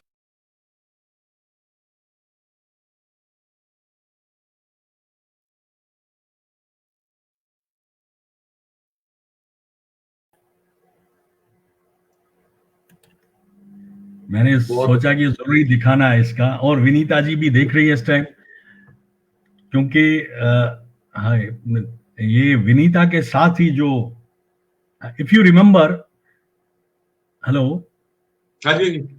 हाँ मेरे बीच में थोड़ा आपका ना वो नेट चला जाता है। इफ यू रिमेंबर, क्योंकि रेणुमला जी वेलकम, इसमें विनीता को चोट आई थी सिर पे, तो हमने सोचा मेकअप नहीं कर पाएगी, तो हमने कोई और, मैंने कहा नहीं विनीता के साथ ही करना है, क्योंकि उसका मैं देख चुका था एक्टिंग बाकी चीजें। मैंने कहा जोड़ी जमेगी तो विनीता के साथ जमेगी, and this film was like very much by all Kashmiri people. तो उसका फिर दूसरा और तीसरा भाग भी मैंने बनाया था, जो मैंने अभी दिखाया था उसका। तो चलिए, ये इस क्योंकि बात हो रही थी रमेश पंडिता से मुलाकात कैसे हुई, तो मैंने सोचा चलो ये क्लिप भी दिखानी जरूरी है, क्योंकि मैं सोचता हूं कि मुझे जो बहुत ही सारे लोगों ने बोला है कि इस फिल्म के आने के बाद कश्मीर में जो कश्मीरी फिल्मों में जो शॉर्ट फिल्म्स है, जो एक गैप था, वैक्यूम था, एक खला थी, वो भरनी शुरू हो गई थी। दैट्स व्हाई हमने काफी कश्मीरी फिल्में बनाई। उसके बाद कुछ आप बताएंगे कि जो हमने कोविड के टाइम में कुछ फिल्में बनाई थी, उसके बारे में पहले कुछ बताएंगे, आगे बढ़ेंगे फिर आप। एक्चुअली जब हम कोविड में लॉकडाउन में घर पे फंसे हुए थे सब लोग, तो अब क्योंकि हम लोग फिल्में, एक वो नशा होता है ना, नशा सिगरेट उसके बाद कैसे का, रहेंगे? अलग अलग चीजों का, तो हमको इसका नशा हो गया था। तो ये लग रहा था कि यार गैप आ गया, फिल्म तो बनानी है, क्या बनाएंगे, कैसे बनाएंगे। तो फाइनली यू नो आपसे बात हुई, तो फिर एक दिमाग में ये आ गया कि यार क्यों ना ट्रायंगल फिल्म बनाई जाए। तो हमने फिर वो बनाई थी, क्या बोलते हैं, करकून। सबसे पहले करकून बनाई थी। हाँ हाँ, खरकून बनाई थी। करकून बनाई थी, तो करकून में आप और मैं थे, सिर्फ हम दोनों थे, आई थिंक। हाँ, हम दोनों ही थे खाली। तो फोन पे हमने शूट किए, मैंने यहाँ से कैमरा, आपका वहां कैमरा, और उसके बाद हमारी थोड़ा ब्रीफ कर लिया था कैसे क्या क्या होना है। तो और उसमें शानदार मेकअप था एक्चुअली हमारा, मेरा मेकअप और आपका मेकअप बड़ा बिल्कुल बहुत अच्छा एप्ट था, था। दोनों चीजें थी, बहुत बढ़िया मेकअप था। तो काफी ह्यूमरस था, बहुत अच्छा, और आपने तो बहुत अच्छा फन किया उसमें। और दूसरी थी फिल्म, फिर जब ये हो गई रिलीज, तो उसके बाद फिर रॉन्ग नंबर। तो it was a beautiful comedy concept, दोनों ही कॉमेडी थे, और अच्छा था। और मतलब ट्रायंगल एडिटिंग थी, ट्राई शॉट्स लेके उधर से शॉट मंगवाए, इधर से शॉट्स मंगवाए। तो मैं घर पे कमाल बैठ आपका के, था एडिट करना उसका। हाँ, तो ये कमाल सारी आपका चीजें था editing करना कि हैं? बिल्कुल, मतलब कमाल आपका था एडिटिंग का। वो जो तीनों एडिटिंग आपने शॉट्स को मैच बराबर बिठाना, फिर बहुत सारे, थोड़ा सा मुझे लगा था वो टेडियस वर्क था मेरे लिए थोड़ा, बट वो भी मैं अच्छी दर्शकों को ये बताना चाहूंगा कि ये फिल्म, दोनों फिल्में आप देख सकते हैं, बहुत ही एंटरटेनिंग फिल्म है। Manraj talkies comedy. पे कॉमेडी फिल्म्स है। एक कोरोना के टाइम जिसका हमने करकून रखा था नाम, और दूसरा हमने जो है, जो विनीता अभी उसमें थी, जैसे अनिल जी ने बोला कि एक ट्रायंगल फिल्म थी, रॉन्ग नंबर डायल होता है during the Covid time. Very interesting film, वो भी जरूर देख लीजिएगा मनराज टाकीज पे। जितनी भी फिल्म्स का हम जिक्र कर रहे हैं सब मनराज टाकीज पे है। एक गाना हो जाए, तुम अगर साथ देने का वादा करो, ये आपने कहीं पे अभी गाया था। वही सुना दो ना, आपके पास क्लिप होगी ना, अच्छा, वो सुना देता हूँ मैं। यस यस यस, क्लिप भी चलिए। सुना दो, मेरे ख्याल क्योंकि से सिस्टम मैंने बहुत ज्यादा बेटर सिस्टम हाँ अभी। हाँ, ये पहले ये बताइए कहाँ गाया, कहाँ था आपने? ये एक इवेंट हुआ था कराओके शो का यहाँ पे चंडीगढ़ में, अभी रिसेंटली हुआ है। ओके तो उसमें कराओके सिंगर्स थे, और ये माया गार्डन मैग्नीशिया में हुआ था यहाँ पे। तो वहाँ ओके। उसमें ये सारा, उसमें मेरे को भी उन्होंने नाम पुकार दिया स्टेज पे। वो नहीं बेसिकली अच्छा गाया आपने, ये मुझे बहुत ही अच्छा लगा था, तभी मैंने आपसे बोला था। और इत्तेफाक था कि उस टाइम यहाँ पे सुरागनी प्रोडक्शंस पे महेंद्र कपूर का थीम सॉन्ग था। मैंने सोचा शायद अनिल जी ने थीम सॉन्ग महेंद्र कपूर जी का गाया हुआ। वो मैं एक्चुअली, क्या हुआ, उसका भी कारण है, उसका भी रीजन है। मैं कोई तैयारी से नहीं गया था, मुझे थोड़ी पता था मुझे गाना है गाना। वो तो दोस्त था एंकर, वो मतलब कराओके शो कर रहा था, तो नाम पुकार दिया। अब जितनी देर में उसने नाम मेरा बोल दिया, उतनी देर में वहां ना एक पोस्टर लगा हुआ, बहुत बड़ा वो लगा था, बैनर लगा हुआ था। उसमें सारे फिल्मी सिंगर्स के ना नाम थे, किशोर दा का था, रफी जी का था, सबका था। तो उसमें महेंद्र कपूर जी का पिक्चर नहीं था। अच्छा, तो आपने मैंने जाके पहले ये बोला कि भाई महेंद्र कपूर जी की पिक्चर नहीं है, इनका नाम नहीं लगा हुआ उसमें, तो मैं उनकी कमी को दूर कर दूंगा यहाँ पे। तो मैंने वो गाना, वही गाना। क्या बात। इससे पहले मैं विजय कोतरू जी का वेलकम करता हूँ, वो भी देख रहे हैं। रत्नी पंडित जी और रत्ना पंडित जी दोनों देख रहे हैं। मीना कोल जी, अनंता आज लेट हो गए बच्चे, दिलीप कुमार तिवानी जी, राजेश काव जी, पूजा हखूबान जी, वेलकम। महाराज किशन कह रहे हैं कि कश्मीरी में कोई कन्वर्सेशन करो। महाराज कश्मीरी बोला कि हमेशा वारिया मुझे तो मैं ना ये तिवानी जी सुन ये वारिया ये नॉन कश्मीरी छे, सो हम कोशिश करते हैं इसीलिए कि सबको समझ आए। बाकी करो मंज मंज कशिर पढ़े दिक्कत, क्योंकि वही बोल होता है फिल्म बस कशिर पढ़े नहीं। Surendra Kumar sir, thank you महाराज सुरेंद्र जी कह रहे हैं कि ग्रेट नरेशन इज देयर। तो मैं आपका वो गाना दिखाता हूं पहले, जो अभी आपने गाया है, पूरा दिखाता हूं।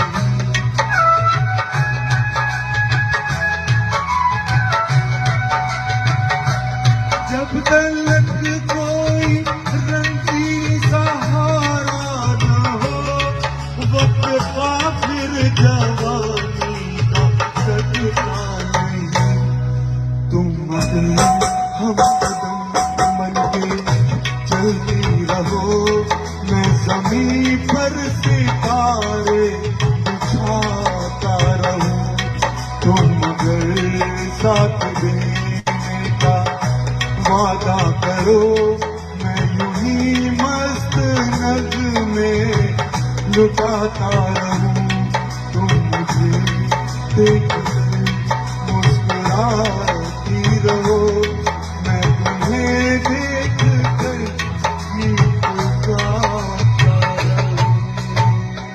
Thank you. क्या बात मारा, क्या बात, तो पूरे प्रोफेशनल सिंगर बने हुए थे यहाँ पे आप। पहली बार गाया है स्टेज पे गाना ऐसे। बहुत अच्छा गाया सर, पहली बार गाए वही। तो मैं पहले रेनू चंगू जी इज हियर, संगीता खास जी, वेलकम मारा। So nice everybody saying Vineet. आप सबका स्वागत। अब हम जो स्टार मेकर, ये इसमें क्रोके पे बात कर रहे थे, एक स्टार मेकर जो आपका अपना ग्रुप है डिजोर, उसमें आपने एक प्रोग्राम शुरू किया था, वो कॉन्सेप्ट कैसे दिमाग में आ गया? I think what was the name, I forgot, the legend show जो था, लेजेंड शो, रेडियो सुरीला हमसफर, रेडियो सुरीला हमसफर। ये कॉन्सेप्ट कैसे आया है? और बहुत ही अच्छा कॉन्सेप्ट। एक्चुअली कुछ कॉन्सेप्ट बता दीजिए पहले आप, इसके बारे में बताएं थोड़ा सा आप। देखो, अब हमारे जैसे हमारे ना कराओके सिंगर्स बहुत सारे हैं, जो हमारे लोग ग्रुप है, उनमें खासकर नैना जी को आप जानते होंगे, नैना जी हैं, नैना कौल, नैना कौल भी, है ना। तो वो और उनका ग्रुप था, वो ऐसे एक दिन, अच्छा उनसे बात तो होती रहती है, तो बोले कि कुछ करना चाहिए, अरे आप लोग कुछ करो, कुछ बताओ, कुछ नया, क्योंकि उन्होंने कहीं पे कोई किसी का ग्रुप ज्वाइन किया था जो रेडियो इसी तरह, मतलब ना रेडियो चलाते थे यूट्यूब पे। तो मैंने कहा यार ये तो कुछ नहीं है, ये तो मतलब it's not that thing which actually can fetch something. तो एबीसीडी कुछ नहीं, ना बोलना आता ना कुछ आता, तो चलो मैंने कहा चलो, कहते नहीं आप कुछ करो, आप तो इस फील्ड से वो है ये है। तो फिर रीटा भी बोली यार देखो क्या कर सकते हैं। तो मैंने कहा कि क्या करें, तो अब हमारे पास कॉन्सेप्ट्स की कमी तो होती नहीं, कॉन्सेप्ट्स बहुत हैं अपने पास, क्योंकि हम तो रेडियो पे शोज चला चुके हैं ना पहले। तो मैंने करीब 7-8 साल चलाए हैं शोज रेडियो पे। तो वो जो प्रोग्राम था, बेसिकली रेडियो पे हमने एक प्रोग्राम चलाया था, 2006 से शुरू किया था और 2009 तक चलता रहा वो शो। जो स्पॉन्सर्ड प्रोग्राम्स होते हैं, जो आप जिसका जिक्र कर रहे थे, स्पॉन्सर्ड प्रोग्राम था, उसका नाम था दिल की कलम से। हमारे दिल की कलम से आता था, दिल आता था, इस दिल मांगे मोर आता था प्रोग्राम, दिल लगी आता था प्रोग्राम हमारा रेडियो पे। हमारे बहुत दिल के नाम से ही बहुत सारे शो। तो मतलब दिल का बहुत दिल लगवा दिया आपने। हाँ, बहुत दिल लगवाए थे और वाकई लग गए थे। हमको पता नहीं कहाँ से फोन आते थे उस जमाने में। मुझे अपनी बहन ने शिकायत की है कि बहुत दिल लग गए थे वहां पे। हाँ, दिल लग गए थे, बहुत लग गए थे। मतलब यहाँ तक इतना दिल लग गया था कि फिर रीटा ही फोन उठाने लगती थी, मैं फोन नहीं उठाता था। तो बात मैं कर रहा हूँ 10-12 साल पुरानी, 15 साल पुरानी और ज्यादा। जब एफएम नहीं था, ऑल इंडिया रेडियो थे। हाँ, एफएम नहीं था, बहुत नए एफएम थे, वो इतना ज्यादा वो नहीं था। हमारा जो शो चलता था एफएम रेनबो पे चलता था, वो कम से कम 70% इंडिया में जाता था। सिलीगुड़ी, गुवाहाटी, हैदराबाद, कानपुर, अलीगढ़, पता नहीं कहाँ जाता था वो शो, दिल्ली से। तो उसमें हम लोग वो जो प्रोग्राम करते थे, वही कॉन्सेप्ट मैंने फिर बोला इसको, मैंने कहा रीटा यार वही करते हैं, हम लोग एक नया कॉन्सेप्ट निकालते हैं, हम लोग शो उसी तरह का शो कर लेते हैं। तो हम लोग ओरिजिनल गानों की जगह कराओके सिंगर्स लेते हैं। हम लोग कराओके सिंगर्स को ऑडिशन कराएंगे, थोड़े जितने अच्छे हमारे पास आने लगेंगे, बेस्ट से बेस्ट सिंगर की स्क्रीनिंग होती जाएगी, तो हम वो डालते जाएंगे और हमारा शो यूट्यूब पे डालते जाएंगे। तो हमने उसका नाम रखा रेडियो सुरीला हमसफर। तो ये नैना जी का भी काफी कॉपरेशन था उसमें, बहुत ही अच्छा। अच्छा, ये नैना जी का मुझे नहीं पता, बहुत ही अच्छा था। हम लोग मिलके चला रहे थे, बहुत ही अच्छा सिंगर। हाँ, उन्होंने हमको काफी मतलब जैसे यूट्यूब इस पे स्टार मेकर पे ऑडिशन में उन लोगों को काफी साथ था सबका। तो फिर यही सब चलता रहा, वहां से हमने शो, लेकिन हुआ क्या कि अब हमारे ऑडिशंस काफी हो गए और हमारे पास करीब करीब 50 सिंगर्स, 40-50 सिंगर्स हमने निकाले तब तक। लेकिन होता क्या था कि एक प्रोग्राम में हमें कम से कम 12 गाने डालने होते थे, 11 से 12 गाने। अब 11 से 12 गानों की लिस्ट हम डाल देते थे ग्रुप में कि भाई इसमें कौन कौन क्या क्या गाना गाना चाहता है, भेज दो। अब प्रॉब्लम ये होती थी कि मतलब सोचो एक शो के लिए हमारे पास कम से कम कुछ नहीं तो 50 से 60 गाने आते थे, हमें वो सुनने, है ना, उनको चुनना, शॉर्टलिस्ट करना। देखो भगवान की दया से मैं आई एम नॉट ए सिंगर, लेकिन एक ना ऊपर वाले की तरफ से पहचान तो है। क्या एक सुर की सिक्स सेंस पहचान है, है। एक सिक्स सेंस है कि गलती पकड़ लेता हूं मैं, वो चाहे कोई भी चीज की होगी ना, गलती पकड़ी जाती है। तो कहाँ प्रॉब्लम है, क्या प्रॉब्लम है, वो हम लोग करते थे। जो उनमें से गाने हमें ठीक थोड़ा बहुत गलती लगती थी कुछ, तो आगे हम किसी को भेजते थे कि भाई तू देख जरा, उसको ज्यादा नहीं भेज सकते थे, उसको सिर्फ 5-7 गाने 8 गाने ही भेजते थे ताकि उसको ठीक लग रहे, उसमें कोई प्रॉब्लम तो नहीं। अल्टीमेटली जहां गलती होती थी किसी की या प्रॉब्लम होती थी, उनको दोबारा भेजते थे, उनको बोलते थे इसको ठीक करो, ये वाला। पूरा हफ्ता आप मान के चलो, हम दोनों को, रीटा को और मेरे को, हमको 100 गाने के करीब सुनना पड़ता। क्या बात है। हमारा वो हाल हो गया 3 महीने के अंदर में।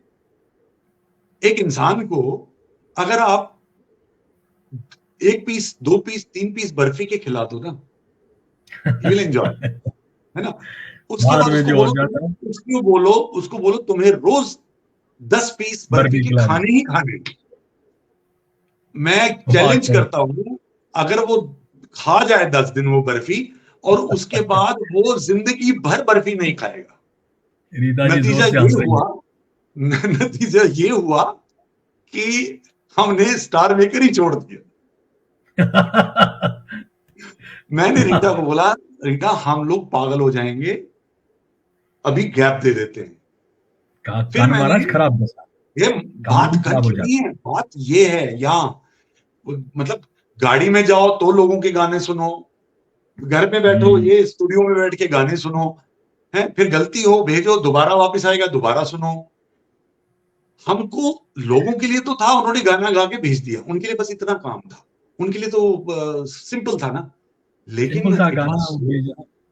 इट वाज सो टीडियस, तो दिमाग थक गया था। तो फिर हमने गाने भी बंद कर दिए। रीटा का गला भी खराब हो गया, बहुत सारे सिंगर्स के गले खराब हो गए, क्योंकि मेरा तो बड़ा तय था, मेरा तो हाँ, नहीं, गाना जब तक परफेक्ट नहीं होगा, जब चाहे 8 बार गाओ, तो भाई गाना तो परफेक्ट चाहिए।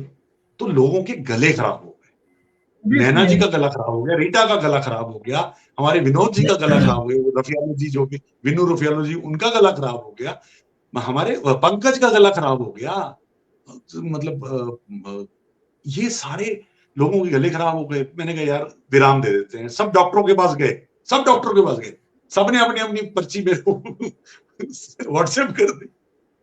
तो हमने फाइनली कहा चलो फिर अब ओरिजिनल पे चलाने की कोशिश। हमने ओरिजिनल पे चलाए, वो और अच्छा चलने लग गया। फिर एंड ऑफ द डे फिर हमें भी थोड़ा आनंद तो आता, बट फिर इंसान उसी में खो जाता है कि मेरे गले का भी सबसे बड़ा रीजन यही था। अब तो मैं गा नहीं पाता हूँ ज्यादा, 2 गाने गाए उसके बाद बैठ ही जाता गला। It was fantastic. लोग आज भी तैयार बैठे हैं। सॉरी बीच में सुनीता पंटा जी शिकायत कर रही थी, आपने बताया नहीं मेरा। सुनीता पंटा जी सॉरी, मैं बीच में मिस कर गया था। वेलकम। अशोक पंडित जी सर, वेलकम सर। रता बान जी, उमेश मल्ला जी, काफी देर से आपको पुकार रहे थे। तो चलिए, और एक आपका जो है जी का सफर कैसे शुरू हुआ था? जी पर आपका काफी अच्छा एक जी पंजाबी पर जी का हाँ, वो सीरियल आया था, सुना था, जो कोविड के टाइम में भी आया था। वो आई थिंक थोड़ा कोविड हट गया था। मामा ठंडी छावा, मामा ठंडियां छावा। तो वो क्या हुआ कि एक मेरे पास ऐसे ही ऑडिशन के लिए आ गया कुछ, कि भाई ऑडिशन है मतलब एक्टर्स के लिए। तो मैंने अपना प्रोफाइल भेजा तो मेरे को वहां से स्क्रिप्ट आ गई ऑडिशन के लिए। तो वो मैंने ऑडिशन भेजा था। वो ऑडिशन भेजा तो एक दिन फोन आ गया कि जी फलाना डायरेक्टर है, तो आप उस डायरेक्टर से बात कर लीजिए, ये नंबर है उनका। तो then I called that director, तो मिस्टर साहिल थे, उसको कॉल किया मैंने, तो उन्होंने बोला अनिल जी आप आ जाओ मिलते हैं। तो मैंने कहा ठीक है। तो वो चला गया मैं मिलने। तो फिर कहने लगे कि हम बस शुरू करने वाले हैं शूट थोड़े दिनों में, तो ये बहुत इम्पोर्टेंट कैरेक्टर है, मेन कैरेक्टर है सॉर्ट ऑफ, यू नो, एक बच्ची और एक मेरी, हम दोनों का मेन कैरेक्टर था इस सीरियल में। कहते सारी स्टोरी आप पे और उस बच्ची पे डिपेंड है, तो आपका बहुत लंबा चलेगा ये सीरियल, और आपको महीने में कम से कम 20 दिन की शूटिंग होगी। तो मैंने कहा ठीक है, तो लेकिन चलो मैंने कहा ठीक है कोई नहीं, ठीक है डन। तो मैं आ गया घर। तो फिर मेरी घर पे बात हुई, मैंने अभिमन्यु को फोन किया, वो उन दिनों बॉम्बे में था शायद, हाँ बॉम्बे में ही था कोविड के टाइम में ना वो आने वाला था यहाँ चंडीगढ़। तो रीटा से बात, सबने मना कर दिया, कोविड है कहाँ जाओ, ये बात है अक्टूबर की, सॉरी सितंबर की बात है। और जिस दिन मैं डायरेक्टर से मिलने गया था उस दिन अनमोल को कोविड हुआ घर पे, वो कमरे में बंद थी। तो कहने लगे कैसे करोगे, क्या करोगे, ऐसे थोड़ी होता है, वो है ये कोई टाइम है शूट करने का, ऐसे वैसे। तो मैं भी थोड़ा सा डिसअपॉइंट हो गया और थोड़ा सा डिप्रेस भी हो गया। तो मैंने उसको फोन कर दिया डायरेक्ट, मैं कहा Sahil ji sorry I am not able to do it, मैं कोविड के चक्कर में नहीं कर सकता।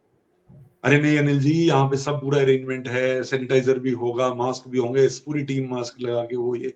मैं कहा सॉरी बॉस मैं नहीं कर सकता, मैंने मना कर दिया।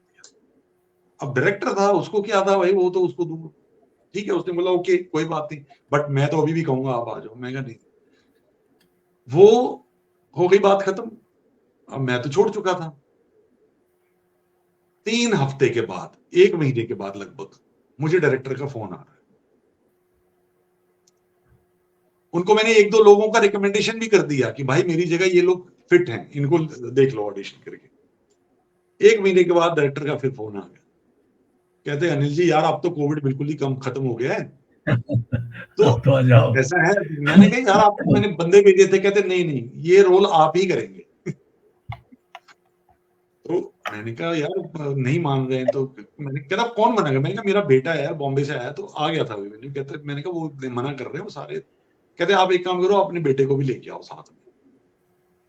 तो मैंने अभी को बोला, कहता चलो मैं भी चलता हूँ साथ। गए वहां, तो मेरे को फिर उसने अभिमन्यु को समझाया, देखो कोई प्रॉब्लम नहीं है, वो नहीं ये नहीं, हाँ सब ठीक है वो है। अच्छा तब तक माहौल भी ठीक हो गया था कोविड का।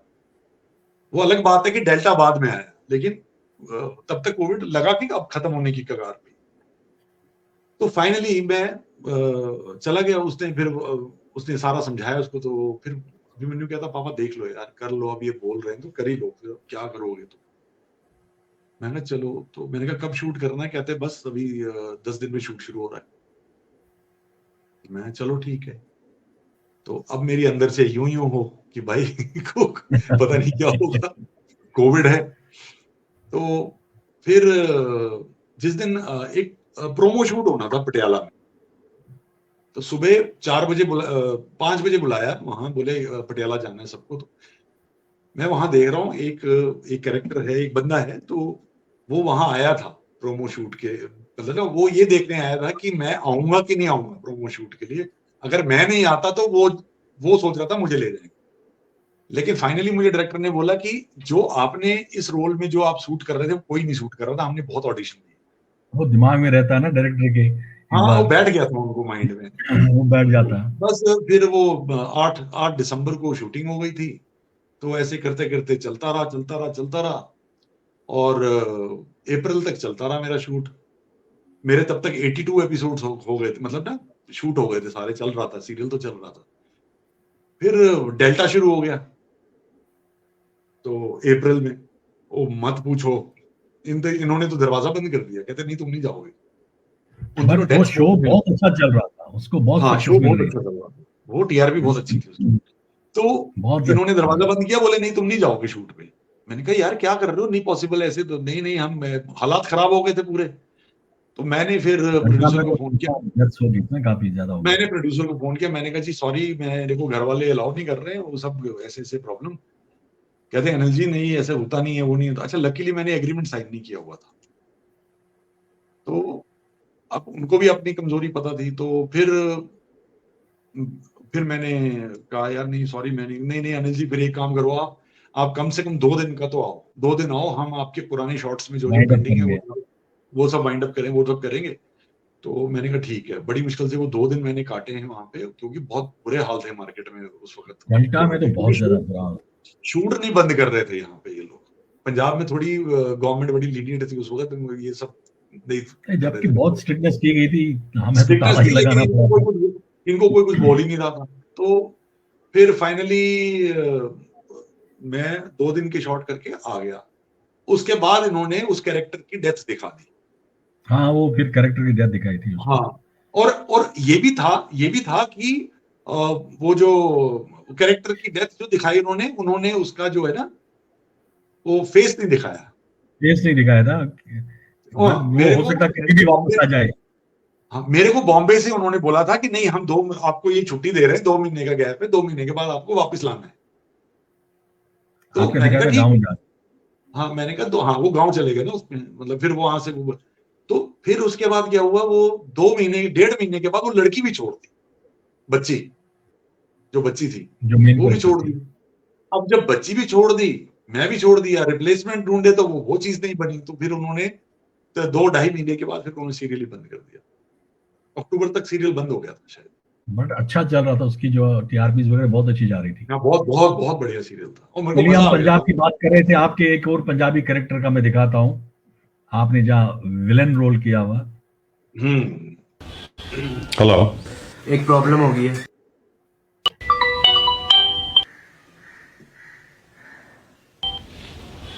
हेलो, एक प्रॉब्लम हो गई है।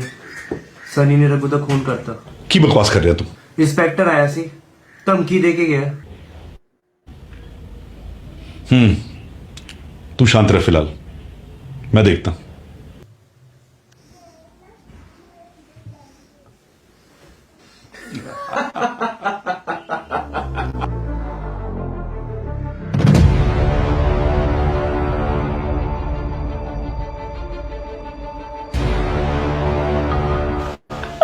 सब ਤੁਹਾਡੇ ਮੁਤਾबिक ਹੋ ਰਿਹਾ ਕੌਸ਼ਲ ਸਾਹਿਬ। ਹੁਣ ਉਹ ਵਿਕਰਮ ਨੂੰ ਵਿੱਚੋਂ ਹਟਾਓ ਤੇ ਮੈਨੂੰ ਅੱਗੇ ਕਰੋ।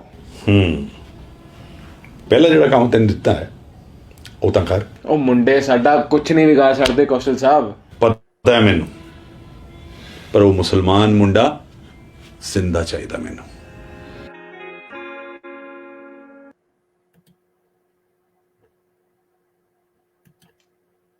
ये मैंने कहा ये एक नया ही किरदार था आपका। मैं बड़ा शरीफ सा आदमी हूँ, लेकिन वो एंड में किरदार में था। चलिए बहुत अच्छा। चलिए हम प्रोग्राम के अब वैसे हमने 25 मिनट ऊपर ले गए हैं, तो बस 2-4 मिनट और ले लेंगे आपसे।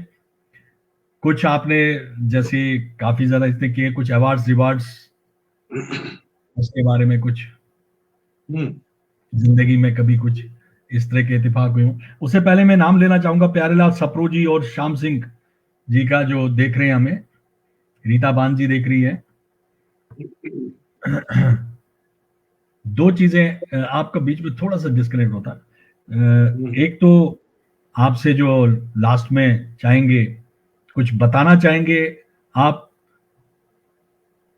इस प्रोग्राम में जो आपने आज तक कभी किसी को नहीं बताया, या आप कोई मैसेज देना चाहेंगे जो इस टाइम नए फिल्म मेकर्स है, खासकर क्योंकि आप आवाज के जादूगर हैं। जो आपने अभी बीच में मैसेज दी थी, जो that was almost a message आपकी किताब के थ्रू जो दी थी, और एज एन एक्टर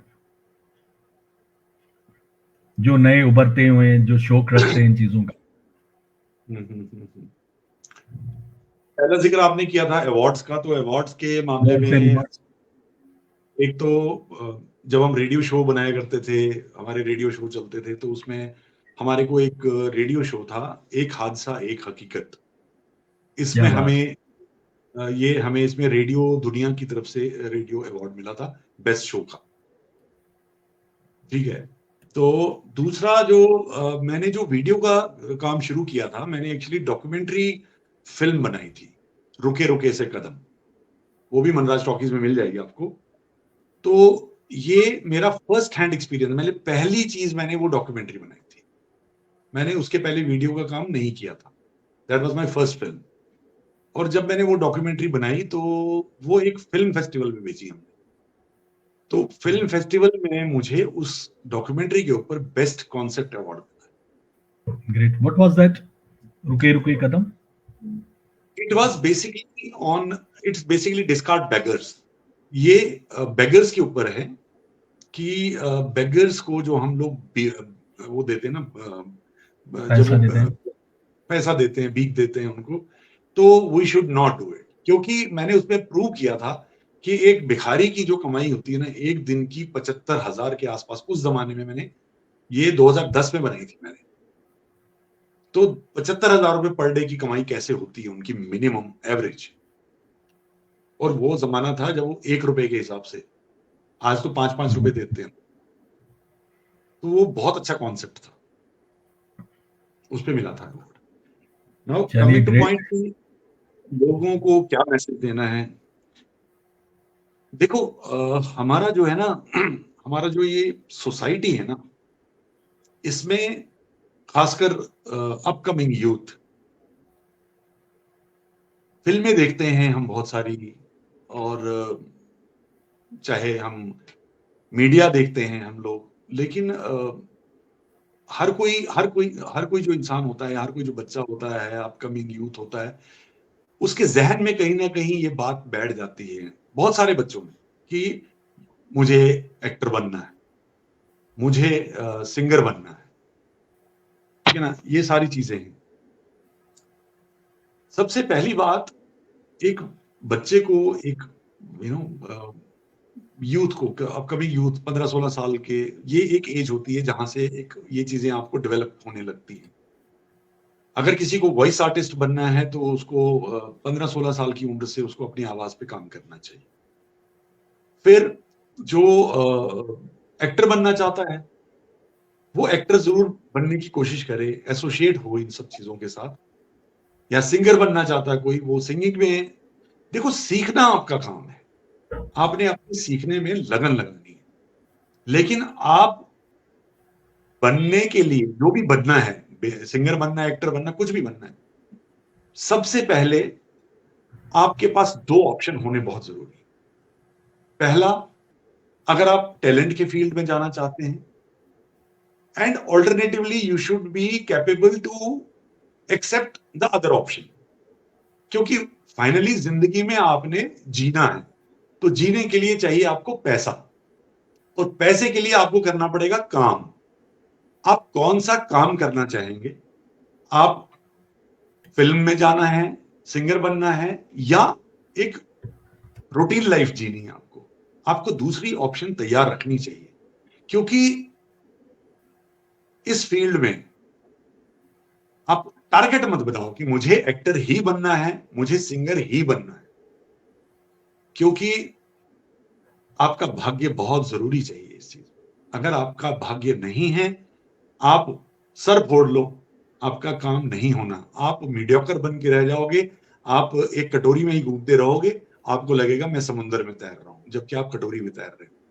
इसलिए बेटर ये है ऑप्शन, सेकंड ऑप्शन अपना तैयार रखना चाहिए। क्योंकि मैंने बहुत बच्चे देखे हैं, नहीं मुझे तो एक्टर ही बनना है, अपना करियर दांव पे लगा देते हैं, अपनी जिंदगी दांव पे लगा देते हैं। बॉम्बे में देखता हूं, जब बॉम्बे जाता हूं मैं, कभी वहां मिलता हूं मैं लोगों से, मिला हूं मैं बहुत लोगों से, वो यहां से बॉम्बे जाने, और घर वालों को खासकर ध्यान रखना चाहिए बच्चे के लिए, बिल्कुल ये पक्का कर लो कि भाई ये तू कोशिश कर, कोशिश, जैसे मैंने बताया 99%, क्योंकि 1% मैंने भाग्य को दिया वहां पे। आप सिर्फ अपना सीख लो, सीखने में कोई बुराई नहीं है। आजकल मीडिया इतने हैं, आपके पास प्लेटफॉर्म इतने मिल जाएंगे, आप नेशनल लेवल पे नहीं कर पाओगे, रीजनल लेवल पे कर पाओगे, छोटे लेवल पे कर पाओगे। आप अपना शौक पूरा करिए, इसको शौक रखिए, इसको प्रोफेशन के लिए मत सोचिए। आपका भाग्य होगा, आपको घर से उठा के ले जाएंगे इस काम के लिए। I have seen those people. तो भाग्य होना बहुत जरूरी, लोग मानते नहीं है भाग्य को, लेकिन मेरा तजुर्बा ये कहता है कि आप अपने आप को रवा करिए, तैयार करिए, पूरी तरह से तैयार करिए। अगर आप में वो टैलेंट होगा ना, वो बात होगी, वो आपको कहीं से भी उठा के ले जाएगी। ये मेरा मानना है। Thank you Maharaj, thank you. Rajesh काव जी, आप सही लिख रहे थे, बिल्कुल सही है। राजेश काव जी की भी अच्छे एक्टर हैं, हमारे साथ जुड़े हैं। शीला मल्ला जी, विनीता कौल जी भी उस फिल्म में थी, थके थके कदम में। शी वॉज मेंशनिंग कि मैं भैया के साथ पहली बार काम किया होगा। विनीता ने पहली बार उसमें काम किया था। यस, हाँ, कह रही, लिख रही थी यहाँ पे। चलिए, अच्छी, वो भी देख सकते हैं, आपको अच्छी लगेगी वो। मनराज टाकिज में ही है ना? हाँ जी, हाँ जी, रुके रुके से कदम। रुके रुके से कदम। चलिए, थैंक यू, सो नाइस।